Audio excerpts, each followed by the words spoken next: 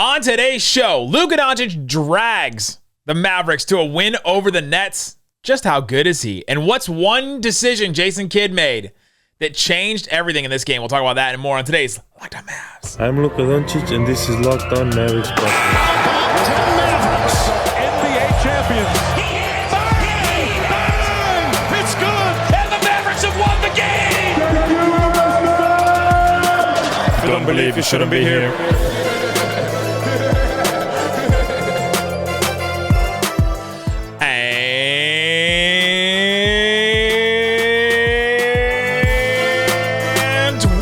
You are locked on to the Dallas Mavericks. My name is Nick Angstadt, media member and NBA channel manager for the Locked On Podcast Network, letting it ride after a win. Thanks for making Locked On Mavs your first listen every day. We are free and available on all platforms, including YouTube. The best way you can help us grow the show is to comment anything below. Let us know what's one reason the Mavericks got this win. Just give me one. Give me one reason the Mavs got this win. Or what was that guy aiming at that threw the cup onto the court?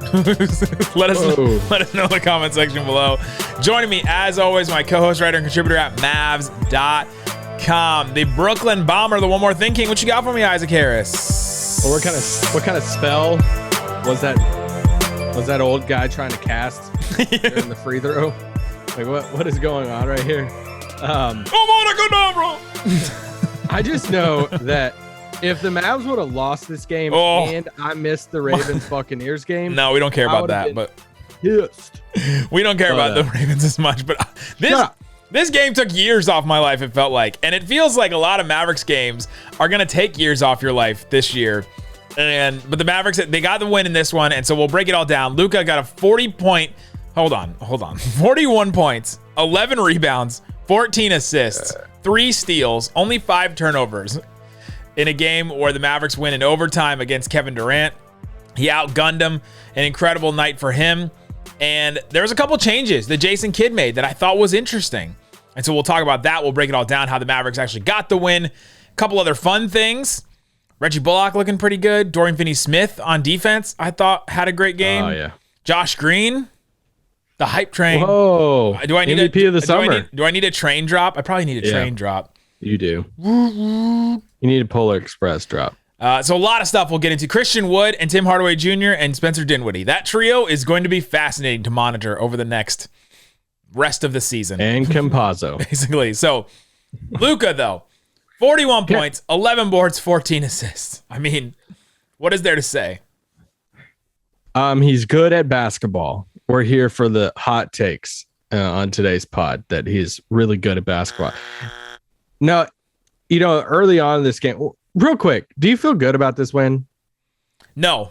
I mean, it came as like, it took everything out of Luka. There's so many reasons this Mavericks team could have won this game earlier. Now, obviously, you feel good about a win no matter what because it's a W, right? At least you got the W. But there are still things they got to clean up. I mean, in my post game instant reaction video, I think I said that like 3 times. There's still stuff they got to figure out. There's still stuff they got to clean up. They should have won this game a couple different ways, and they didn't until they just won it at the end.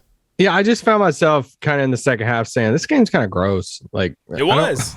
I didn't like it too much, and it's just one of those games I think you walk out of and you say you kind of just wipe your hands of it and just be done, whether you win or lose. It's like, all right, we won this one.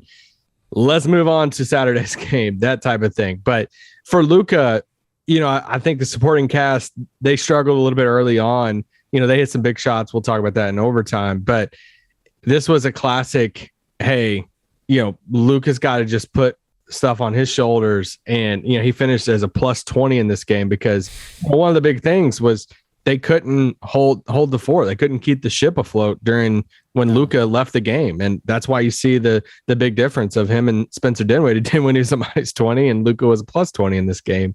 And they started together. They played minutes together at the beginning of the game, towards the end of the game, and they still were complete polar opposites in the plus minus. And that, as an individual stat, it doesn't matter a lot. But what it tells us is when Luka was on the court, the Mavs were good. When Dinwiddie was on the court and when Luka was mostly off the court, they were bad. They just really had a really bad night trying to keep the ship afloat, like you said, when Luka was off the court. And Luka was feasting on everybody. Like it didn't matter. I mean, they were switching Patty Mills and Kyrie on him. And I'm like, this is like me posting up my son in our like playroom. Who's 4. Yeah, who's 4 years old. But it wasn't just small guys. I mean, he was cooking Ben Simmons on the perimeter, just going right past him and scoring. And this is MVP Luka. This is why so many people, including us, picked Luka to win MVP this year. His first 4 games of the season, they're insane. I mean, and you said right before we hit record, we're on the pod that he's leading the league in scoring right now at this moment at 10:39 or whatever Central Time. But this is Luka putting the team on his back. Played 40 minutes tonight. This is classic Luka. He's leading the league in scoring now. He's at 36.3 points a game. He's taking 26 shots a game. The next highest is Kyrie, who's taking 23.8 a game. SGA is taking 23 a game. Trae Young's taking 23 a game. Donovan Mitchell 22 a game. Like he's also taking 9 free throws a game, which is 5th in the NBA. Like his usage right now is on another level, like just completely on another level. He's also top 6 in assists per game right now. This is a load that Luka is carrying, and you love to see him succeed doing this, right? He got all the switches. He was able to take advantage of what he wanted in this game. There's the moments with Ben Simmons, like you said, and you just love to see him, get the win, get the big assist down the stretch, kick it to role players and them hit their shots. But it's just asking too much of Luka. Like, how long is this sustainable? This kind of a run, this kind of a load for him to carry. It's one thing to ask it in the playoffs where there are spread out games and there's no back-to-backs, and the travel is limited. There's all that. But in the regular season, there's 82 of these. There's 78 more of these games. I just heard like 500 Mavs fans just like, oh my God, there's 78 more of these that we had to do. And I bet Luka thinks the same way. You've seen him in these games get bumped and beat up and fall down, and like he's grabbing his ankle and grabbing his knee and grabbing all this. Like, they got to change something. They got to change something about this, because I just don't know how long this is sustainable. You love to see him succeed in it. Love to see him succeed, but they're just asking so much of him right now that it doesn't seem like a long-term solution. We were supposed to have this depth, and with Dinwiddie and Christian Wood and Tim Hardaway Jr., and it just seems like everybody's waiting around for what Luka's going to do. And somebody's got to step into that role where they can take the ball away from Luka. And I thought about this during the game. We've seen a lot of Jalen Brunson highlights over the last couple of days. He's had some really good games. He's been good for the Knicks. Jalen Brunson, he didn't come out of the gate last year taking the ball out of Luka's hands and being the dominant guy. Like, it took a while for Luka to gain trust in Brunson, and for Brunson to step up and be confident enough himself to take over at times. I think it's going to take a little while if Spencer Dinwiddie's that guy, or if Christian Wood is that guy, or if Tim Hardaway comes back and becomes that guy that takes some of the scoring load off of Luka. And it's going to take that way. Did you know they only played 3 preseason games too? They only played 3, Isaac. 3 less than some other teams. And on top of that, Brunson had been on the team for like 3 years with Luka. He had been drafted with Luka. Like, that whole relationship had taken a while for them to grow too. And he hasn't had that time with any of these other guys except for Tim Hardaway Jr. a little bit. Luka, only 6 of Luka's 41 points tonight were from 3. Just to further your point more that he was taking a beating. If he hit 11 free throws tonight, 13 attempts from the free throw line. Good free throw percentage tonight for him. Some of his passing tonight, he had 14 assists. I mean, the pass that everybody's talking about is the over the head, backwards to Maxey. Nasty. It got there in the fourth quarter, maybe even overtime, where he was just like spinning and jumping, and like he was just having so much fun out there. He smiled at Kyrie, laughing at some of the fans, and this was entertainer Luka meets MVP Luka at the same time. It was great to watch. And coming up, what's the thing that Jason Kidd changed about this game that I think got them the win? He made an adjustment. He made a change with the rotation. We'll talk about that coming up. But before we do, let me tell you about PrizePicks. PrizePicks is an app that you can go check out right now. PrizePicks.com, promo code LOCKEDONNBA, where you can go check out a daily game where you can play and check out, let's see, NBA tomorrow. Cleveland versus the Boston Celtics. This one's pretty fun. Jason Tatum, over under 26.5 points against the Cleveland Cavaliers. Isaac Harris? Under. Under on that one. Okay, Donovan Mitchell, 26.5, same number, over under. Under. Jaylen Brown, 23.5. Over, under. Over. Ooh, Jaylen Brown, the over. Donovan Mitchell and Jason Tatum, the under. If I put down $20 on that right there, what we just decided, I could win $100 if all three of those things happen. If I put down $100 on it, I could win $500 on it. So go check it out. It's PrizePicks. Download the app. Use the promo code LOCKEDON. You can get 100% instant deposit up to $100. So you can put in $100 and they'll give you $100 for free to use. Go check it out. It's PrizePicks.com. Promo code LOCKEDONNBA. All right, Isaac Harris. Luka Doncic was incredible, sensational in this game. Mavericks get the win 129-125 in overtime, but Jason Kidd made a change. Christian Wood struggled with some foul trouble. He has 5 fouls. He got his 5th foul in the 4th quarter. He only played 24 minutes in this game. Yeah, I also thought that he was limited in certain areas. We'll talk about him in a minute. Spencer Dinwiddie played 27 minutes. He was 4 of 8 from the field. He hit 3 threes, which is great, but I felt like he was struggling and limited in this game as well and wasn't as aggressive. Tim Hardaway Jr. plays 30 minutes, hits 4 of his 8 threes, and I thought that Jason Kidd going with Tim Hardaway Jr. down the stretch instead of Christian Wood and then instead of Spencer Dinwiddie was a really interesting choice.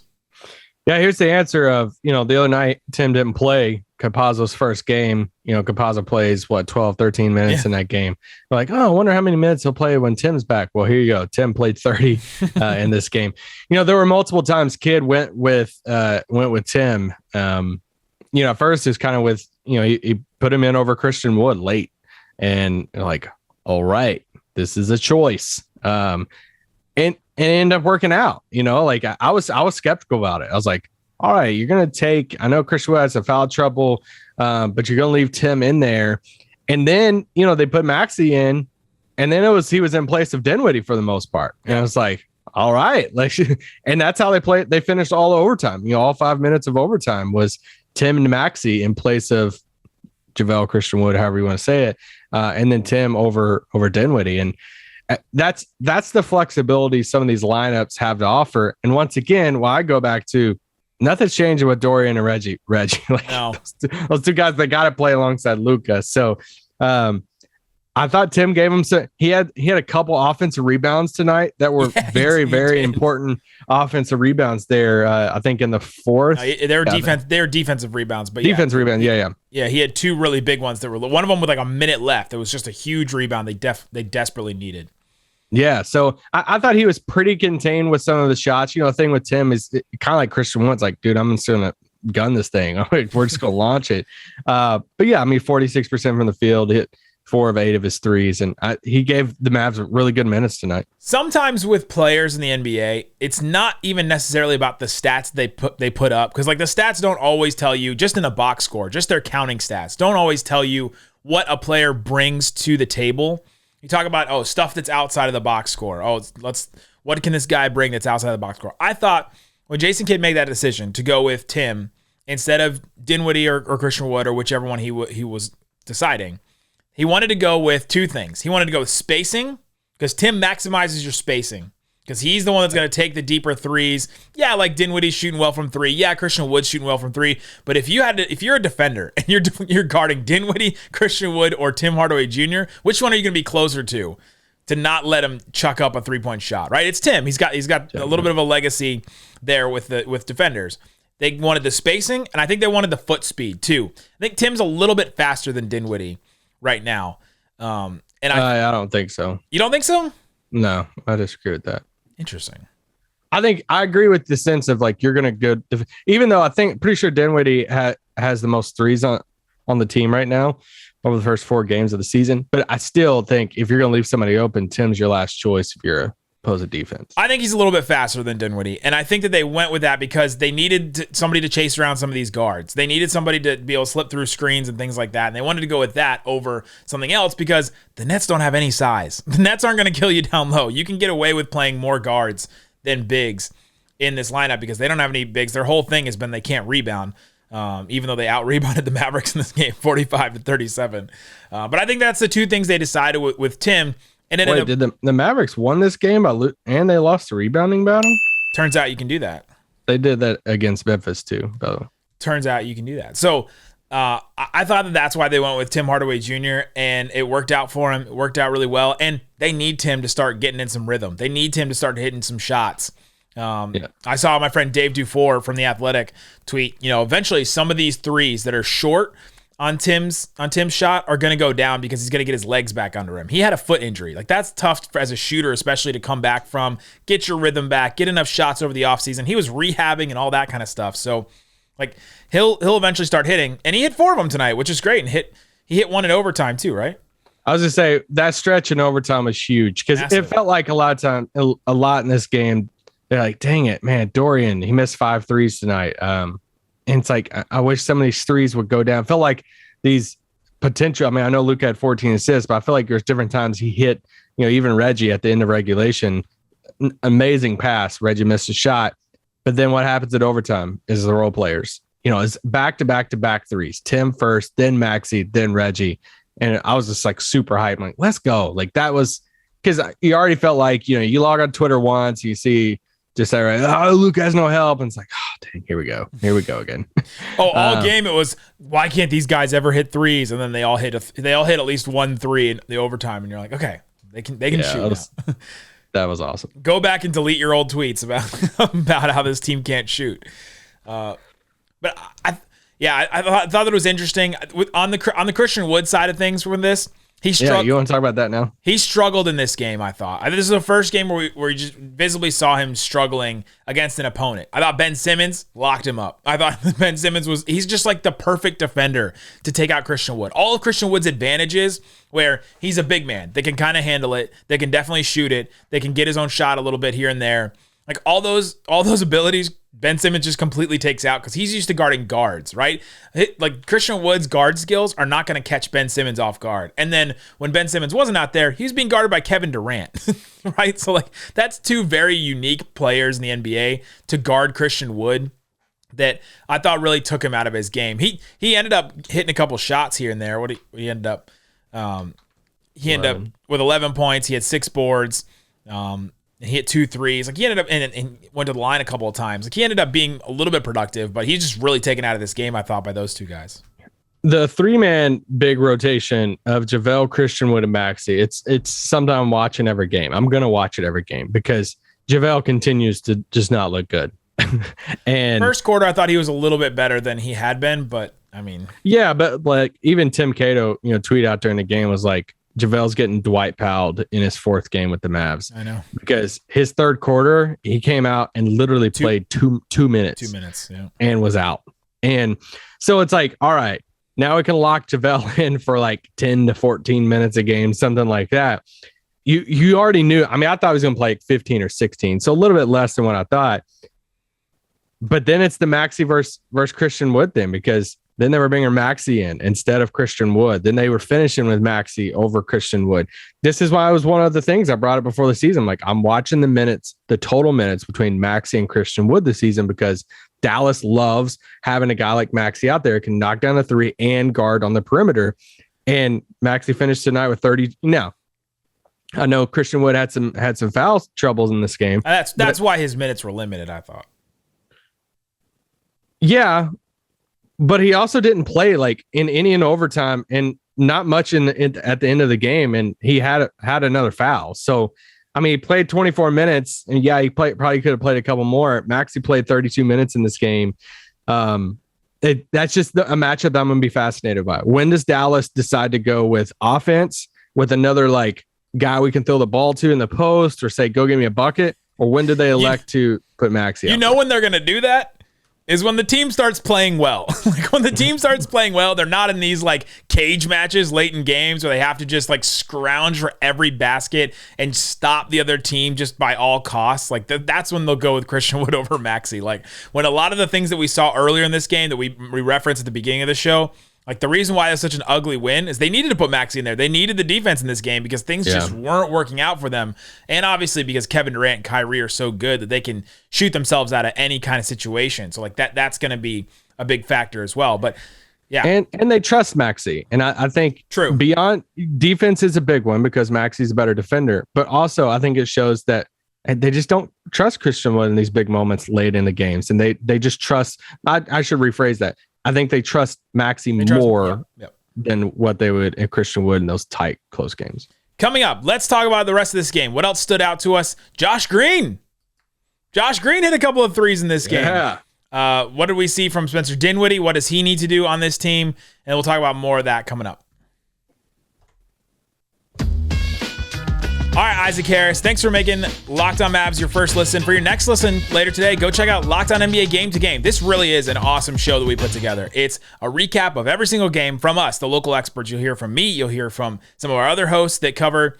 You'll probably hear from Adam Armbrecht or Doug Norrie that cover the Nets in the breakdown. You'll get to see a whole compilation of every single game in the NBA on a given night. It's NBA Game to Game on the Locked On NBA podcast feed and YouTube. All right. I want to talk about Spencer Dinwiddie a little bit. Let's talk about him. A lot of the things ugly early on was that bench unit that's run by Spencer Dinwiddie. And all offseason, we heard Jason Kidd, when he was asked anything about Spencer Dinwiddie, we're just asking Spencer to be Spencer. Like, we're just asking Spencer to be Spencer. He's a basketball player. He's a basketball player. He just kept saying that over and over again. I want to know what Spencer being Spencer is. What is that? What does that mean? Because through these 4 games, I'm not really sure that he's stepping up to the level that I really had hoped that he would and take over in moments, especially when Luka's on the bench. It just seems like he's trying to set other guys up and he's trying to all right, get Christian Wood involved. And he's like doing all this stuff. Like, play your game. Be Spencer. Like, if that's what Jason Kidd means, be Spencer. Like, be aggressive and attack the basket. They need Spencer Dinwiddie to be far more aggressive and far more commanding of the offense when Luka is not in the game than they're getting right now. Yeah, he had 11 points there in the third, and you didn't like it. And Isaac in the middle of the game, Dinwiddie hits a 3, and he hit 2 shots in a row, and I was like, "Let's go off, Spencer. Let's do this." He hit 2 of his 4 shots in a row, and Isaac goes, "Go off, Spencer Dinwiddie, go off, get it." And I was like, Isaac, he has 11 points. Go after it. We need him to go off. I thought you were like the thing where people, when someone's doing really well and you're like, go off, get yours, let's go. I thought that's what you're doing. It was more of like he hit 2 shots. So I'm like, keep on going. You're like, it was like an encouragement to keep going. Not like you've been doing well. So so anyway, I agree with you. I mean, I wish he would be. I mean, he only had 8 shot attempts in this game. It's not enough. Yeah. And honestly, I wonder if Kidd decides to move him back to the bench, I think it would be more about trying to maximize him more than something he's doing wrong in the starting unit. And because I'm with you, I don't think he feels as comfortable right now. And it feels like, hey, in those Luka minutes that Luka goes off the floor, it's like, all right, now's your time, right? Now's your time to kind of do your thing. Yes. But it feels so much that he's just trying to get everybody else involved. And I know I've said this a few times, but it feels like he's kind of in his head about it. That's like, all right, I got to do this. Got to play that Zach Brunson role when we need him to be Spencer and be what he was. We got to get a drop for that. That's like I want to, be able to touch the car. That's like that. Spencer, be Spencer. But he had like a couple little stretches there to where he hit a 3. He was great. He drove to the basket. And it's like, all right, do that. Love it. Yeah, go do that. I would almost rather give me a game that he attempts like 17 shots in a game. It's like, but at least, hey, you were aggressive and we saw you seek out your. Yeah. This is the exact thing we were talking about with Brunson from last year and I think it may need to start at, off the bench, because it did take a while for Brunson last year to grow into that role and then be comfortable enough, and for Luka to trust him enough to be not equals, but to be the 1-2 in that offense and to be the 2 ball handlers in a lineup like that. Maybe it takes Dinwiddie a little bit to get his, confidence in this team.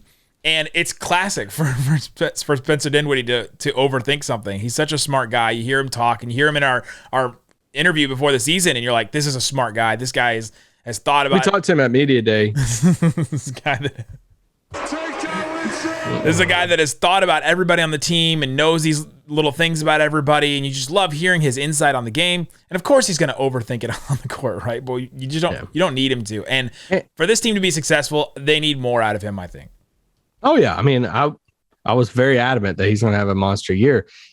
Something that I think we underrate a little bit, and all pro Luka fans here, you close your ears for a second. it's not easy playing with Luka sometimes, especially as another ball handler, especially as another, another point guard. And he's been a point guard for a lot of his career. And it's like Brunson, you listed out earlier, it's like he was in how many years had he played with Luka before he really started breaking out? Some of that's his career maturing in the league. Some of that I think is just getting used to playing with Luka, playing with a guy who has such a high usage, that has the ball all the time, coming down the floor. How many times that you're coming down the floor, running on the floor and just watching a guy do his thing? That guy is really, really good. And Luka, it's not an easy thing to play when you are a primary ball handler like a Dinwiddie, to play with a guy like Luka. So it might take just a little bit of time. I think I underrated that going into the season, thinking that, he's just going to naturally step into the Brunson role, when it took Brunson a little bit of time to get used to playing alongside Luka like that. Well, all we had heard all offseason is how confident Spencer Dinwiddie is and how much he's stepping into that role. And this is the best spot he's been in, and like all that kind of stuff. He's stepping into this role. He's going to fill Brunson's, like all that stuff we heard all offseason. So you kind of expected it, and maybe you just ran with that a little bit. But with Dinwiddie, it's those moments where Luka swings the ball over to his side, and he has it's emptier on Dinwiddie's side, and he doesn't drive it. He just swings it back to Luka. Yes, if Luka has the ball and does something with the ball every possession, that's maximizing a possession, right?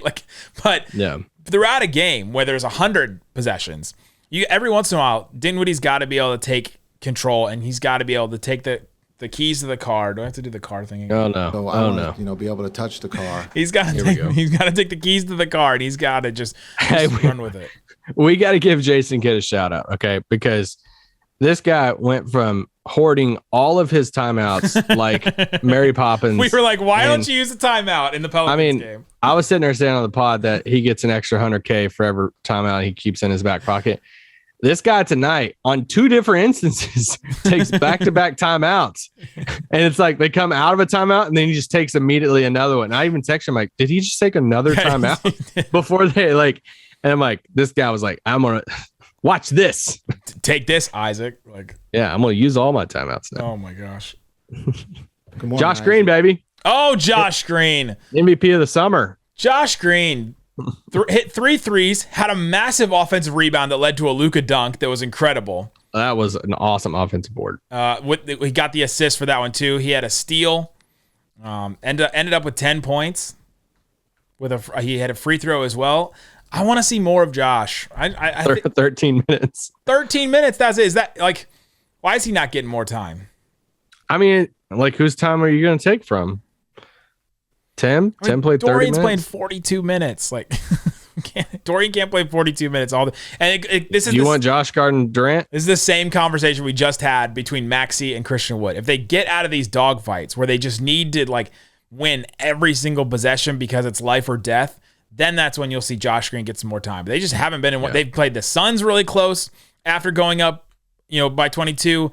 The Grizzlies game barely counts, and then the Pelicans, they played close the whole game, which was wild. And then this one was close pretty much the whole game. So they've been in these dogfights. We gotta come up with a different analogy than dogfight. You're using it. I'm not. So I was thinking about a dogfight, like airplanes fighting. That's what I was thinking. Do you want to ask me about phrases and stuff? Because I'm really good at them. Analogies and phrases. Can we take just a minute on how weird Brooklyn is? Their team. They got to blow this. Their fans are throwing cups full of ice and liquid and limes onto the court. Hit the conspiracy theory music. Ooh! You know who used to coach in Brooklyn? Jason Kidd. Yep. Are we sure Jason Kidd didn't kind of lean over and holler at a friend up in the stands and say, "Hey, I like cups of water being spilled on the floor. Can you throw one?" It'd be real nice if we just iced KD right here and he missed the free throw. So yeah, I've done this before. Just throw it on the floor. Steve Nash took a page out of Jason Kidd's book. Just quick observations. They have no offense except for KD and Kyrie just doing their thing. They do looks. I know they're missing guys, but they look so clunky. And Ben Simmons just looks done. He hasn't played. He doesn't know what he's doing. He airballed a layup. Yeah, I know. The fact that Yuta is playing a lot. Shout out to the Yuta Tim Hardaway back and forth. That was It reminded me of the Deion Waiters Tim Hardaway back and forth in the Rising Stars game. But no, I mean Yeah, shocking here, but they don't look like they're on the same page. They got it. Yeah, it's something. It felt like the Mavs were playing themselves on certain possessions because it's like Luka has to do everything, Kyrie has to do everything, KD has to do everything in this, and they don't have a lot of answers in other spots. But yeah, they are missing players, but the players that they're missing, like Seth Curry and Joe Harris, like they're not answering their problems at all. Like, they're not answering any part of it. Feels like they're better than David Duke. Which one? Both. David Duke, the net player? Yeah. Okay. What do you know another David Duke? I do. Oh no. I'm done. You know who else is done is Patty Mills. He's done guarding Luka. That was terrible for him. I don't know what Steve Nash is doing. Like, this team, we're gonna switch everything. Like, that doesn't work unless your team is really good at communicating, and this Nets team is not. I mean, Kyrie too. Kyrie could not guard him at all. Dude, Kyrie's so frustrating because he's so weird, but he's so good out on the floor. It's like when he knows who the other David Duke is. Kyrie's really good. And it's like, and like seeing him and like Luka together, like smile and like I'm like, oh, y'all want to be teammates? Huh? Okay. Yeah, I don't know. There you go. That's the Mavericks get a win against the Nets. Let's go 500, baby. Back to 500. The season starts now, guys. The season starts now. Hey, you know what's coming up? Five game home stretch, and some would say it could define the season. Who would say that? Thunder at home on Saturday. Magic, the 0-5 Magic at home on Sunday. Hello, baby. Jazz at home on Wednesday. And then the Raptors on Friday. That one will be a tough one. But 3 games in a row that the Mavericks will be able to hopefully figure out some of these issues we've been talking about. Guys, we will have a post game for every single one of those. Thanks so much for listening to Locked On Mavs. Go make your second listen Locked On Sports today. Great show covering all aspects of sports with interviews from our local experts. Guys, thanks so much for listening to Locked On Mavs. Peace.